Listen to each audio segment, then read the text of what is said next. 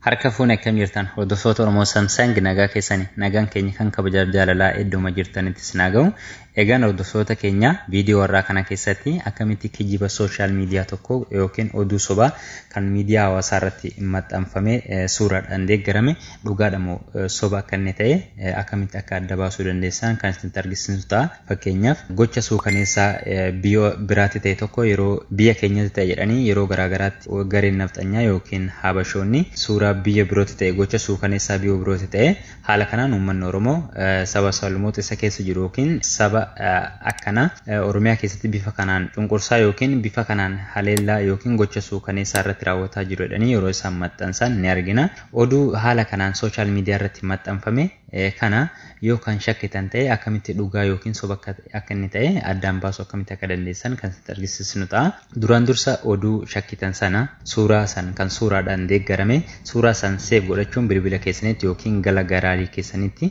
save gochuun isinirra jiraata jechuudha. Erga suuraa san save gootanii maal akka gochuu qabdan ammoo kan isin argisiisnu ta'a. Mi fakkeenyaaf ani dhiyeenya kana kan social media garaagaraa irra deemaa jiru fakkeenyaaf warri nafxanyootaa kan isaan Shaashamanneetti uummanni Oromoo haala kanaan saba biraarratti haala kanaan gocha suukaneessaa gochaa jiranidhanii kan isaan maxxansan suurichi isaa kanaadha. Akkuma amma isin argitan kana yeroo garaagaraatti social media irratti argitan ta'e jedheeti yaada. Warri hin argines ni ilaaltu. Fakkeenyaaf amma suuraa kana maal akka inni ta'e suuraa kana check godhaatii ilaala. Suuraa kana bakka kanarraan iddoo kanarraan balbala manaa kana dura nama hedduu dhaabbatanii jiranii yoo dogoggoruu baadhee nama 4 na fakkaata. Naannoo kanattis nama 4tu dhaabbatee jira jara sadan kana malee jechuudha. Inni kuni kan rukutaa jiru kun waan inni qabatee jiru sibiila gabaabootti ni ilaaltuni. Inni kun rifeensa hin qabu yookiin mul'udha jechuudha. Adda baastu iddoon isaan dhaabbatanii jiran qoshasha keessa dhaabbatanii jiranii garanaan immoo kan mul'atu weelkaa yookiin wanti akka meeshaa jarkaanoo fakkaatu kan gubate san duubaan immoo namni uffata diimaa fi qamisa adii uffatee dhaabatu kan jiru suuraa kana check godhaatii adda baafadhaa kinoo milkata kana hunda ergan isinitti agarsiisee mallattoowwan kanneen akkamitti akka beekuu dandeenyu kan isinitti argisiisnu ta'a jechuudha. Amma kana gochuudhaaf Google Chrome keenya irra ni eegalla. Yeroo Google Chrome keessan irra galtan iddoo barraa'uu qabu yookiin search bar kana irratti Google jettanii barreessitu. google.com gootanii image settanii barreessitu. Haala kanaan barreessitu. Kana booda gootu. Yeroo gootanii haala kanaan isinii dhufe wanti gochuun isinirra jiraatu tuqaa sadan kanarratti cuqaastanii desktop site gootu. Desktop site gochuun dirqama akka hin irraanfanne yeroo haala kanaan desktop site gootan bifa kanaan isinii dhufa. Fakkeenyaaf ni argituuni bifa kanaan erganni nu dhufe maal gochuu qabna? Iddoo mallattoo kaameraa kana ni argitu. Bakka kanarratti click goona jechuudha. Kana booda haala kanaan nu dhufa. Iddoo upload an image jedhu kanarratti click ni gootu jechuudha. Kana booda choice file irratti click goona jechuudha. Kana booda file keessan irratti click gootu. Kana booda suuraan haala kanaan suuraan isin qabdan isinii dhufa. Suuricha kan duraan save gootanii bilbila keessa turu taate olooftanii barbaadachuu dandeessu. Nama immoo jalqaba irratti waan an qabuufuyyuu kan jalqaba irratti naa dhufe kanaadha jechuudha. Isa irratti click ni godha. Suuricha haala kanaan ofii isaatii upload godha. Suuraa kana kan isaan biyya keenyatti ta'e jedhan amma eessatti akka ta'ee fi bara kam akka ta'e isinitti argisiisu.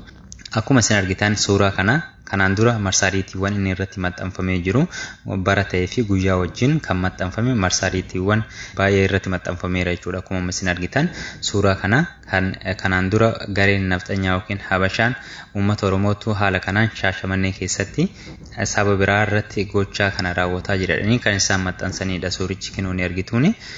Suuraan sun kanaadha jechuudha. Fakkeenyaaf suuraan kun eessatti ta'e mee haa ilaallu. Suuraan kun Seetembar 3 2019 lammii Nigeeriyaa tokko kan South Africa keessatti haala kanaan gochi kun irra ga'eedha. Akkasuma immoo websaayitii lammaffaa kanarrattis Jaanii 14 2018 haala kanaan South Africa keessatti akka gochi kun kan ta'eedha kan mul'isu jechuudha. Shaashamannee keessatti haala kanaan uummanni Oromoo saba biraa cunqursaa jiru jedhanii yeroo isaan maxxansan kan kanaan dura sooshaal miidiyaa irratti argitan jedheeti yaada. Mee suuricha kana guddisee isin fidu ni ilaaltuuni. Suuraa kana akkuma isin argitan kana kan jalqaba reefu isinitti argisiisan haala kanaan guddisee yookiin zoom isin godhee isin garsiisa. Mallattoo kanaan dura yookiin mallattoo isin garsiise sana ni ilaaltuuni. Akkuma isin jedhee sirriitti isinitti mul'atu yoo ta'e namoonni balbala dura dhaabatan namoonni sadan suni kunoo kan jalqaba isiniin jedhee ture suni kan bifa kanaan bakka dhaabbatanii jiran kanaadha jechuudha. Akkuma isin argitan jarreen kun kan wal loluu jiran kunniin nama sadan inni rukutaa jirus immoo sibiila xinnaan harkaa qabu kanaadha jechuudha.